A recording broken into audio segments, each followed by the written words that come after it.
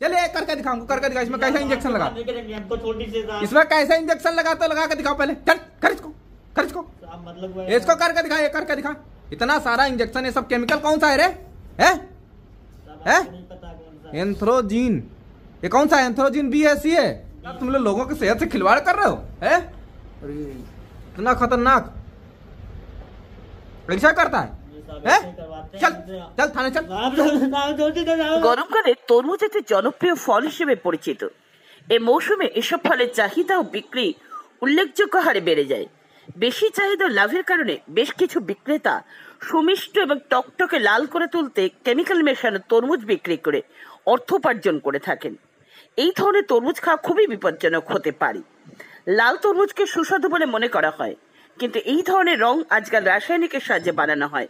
তাই বাজারে তরমুজ কিনতে গিয়ে আমরা সবচেয়ে বড় যে সমস্যায় পড়ি তা সঠিকভাবে চিহ্নিত না করা। তরমুজ কেনার সময় অনেকে নকল লাল রং দেখে বিভ্রান্ত হন। এই তরমুজগুলো কাটার সময় মিষ্টি বা তাজা হয় না, শুধুমাত্র সেগুলো বাইরে থেকে দেখতে উন্নত জাতের তরমুজ হিসেবে মনে করা হয়।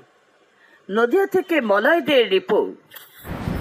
এগুলো হয়তো এমন কিছু যেগুলো গ্রোথটাকে র্যাপিডলি বাড়িয়ে দেয়, কোনো হয়তো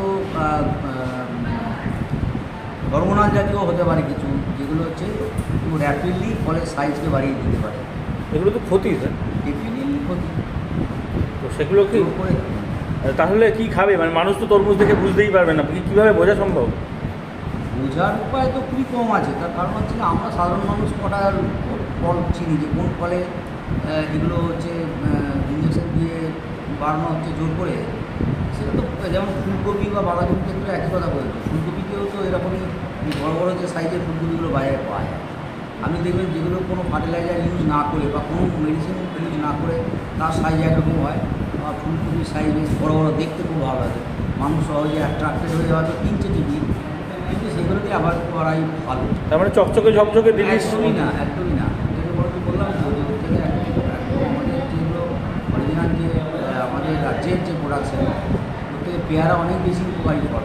আতাও একটা খুব ভীষণ উপকারী ফল, যদিও আমরা আতাকে সাধারণভাবে ফলের মধ্যেই ফেলি না, কিন্তু আতা ভীষণ উপকারী ফল।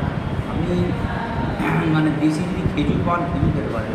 যদি বাইরে থেকে আমদানি করা খেজুরগুলো, সেগুলো আলাদা করে সুইটেনার অ্যাড করা হয়। আচ্ছা, হ্যাঁ, খুব মুশকিল এখন ফল, আপনি পিওর ফল বাজারে পাওয়া খুব মুশকিল। তাহলে কি তরমুজ কীভাবে খাবে? তরমুজ কি খাবে না?